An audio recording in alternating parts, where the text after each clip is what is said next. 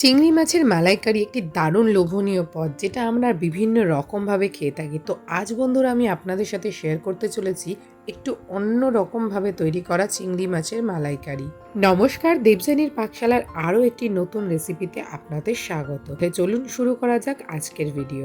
আজকের এই রেসিপির জন্য আমি নিয়ে নিয়েছি 15 থেকে 16টা মিডিয়াম সাইজের চিংড়ি মাছ, যেটাকে ভালো করে ধুয়ে পরিষ্কার করে সামান্য একটু নুন আর হলুদ মাখিয়ে রেখেছি।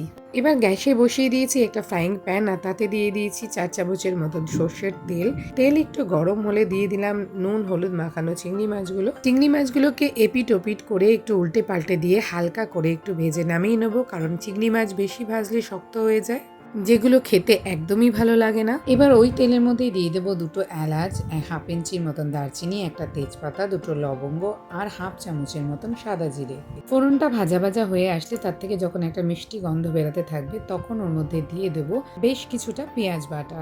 গ্যাসের ফ্লেমটা মিডিয়াম টু হাইতে রেখে এবার মিনিট 3-4 এটাকে ভালো করে ভেজে নিতে হবে। যখন পেঁয়াজের রং আসা শুরু হবে তখনই আমি এর মধ্যে দিয়ে দিচ্ছি 1/2 বাটির মতন টমেটোর পেস্ট। এবার এটাকেও 2-3 মিনিটের মতন ভালো করে কষিয়ে নেব।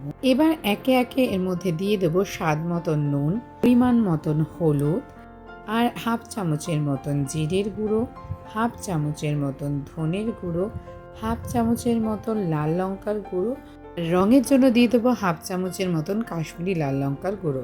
এবার সমস্ত উপকরণগুলোকে আরও একবার খুব ভালো করে মিশিয়ে নিতে হবে, আর এই সময় গ্যাসের ফ্লেমটা একদম লোয়ে দিতে হবে। তারপর আমি এর মধ্যে দিয়ে দিচ্ছি 1/2 চামচের মতন আদা বাটা সবাই লাস্টে দিলাম, কারণ এটাকে দিয়ে খুব একটা বেশি ভাজবো না। এরপর এর মধ্যে দিয়ে দিচ্ছি সামান্য একটু জল।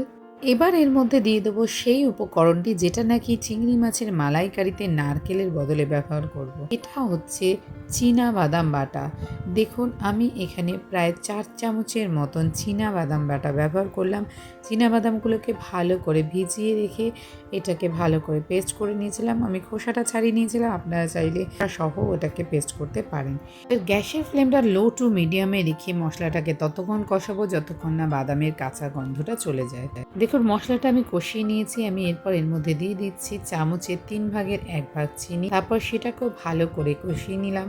মোটামুটি আমার মশলা এখন রেডি হয়ে গেছে। আমি এর মধ্যে এখন দিয়ে দেব জলের পরিমাণ আমি এখানে প্রথমে 1 বাটি দিলাম। আপনারা সেভাবেই জল দেবেন যতটা আপনাদের গ্রেভির প্রয়োজন।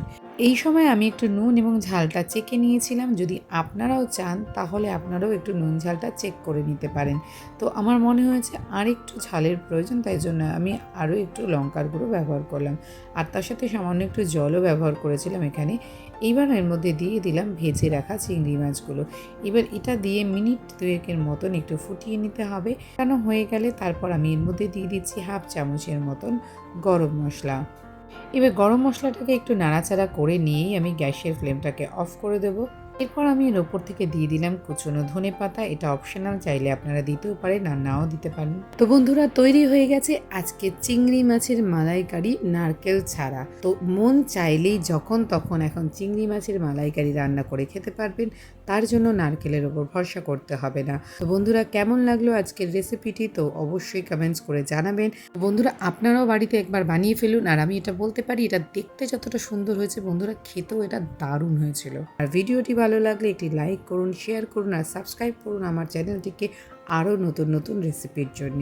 ধন্যবাদ বন্ধুরা, সাথে থাকবেন, পাশে থাকবেন।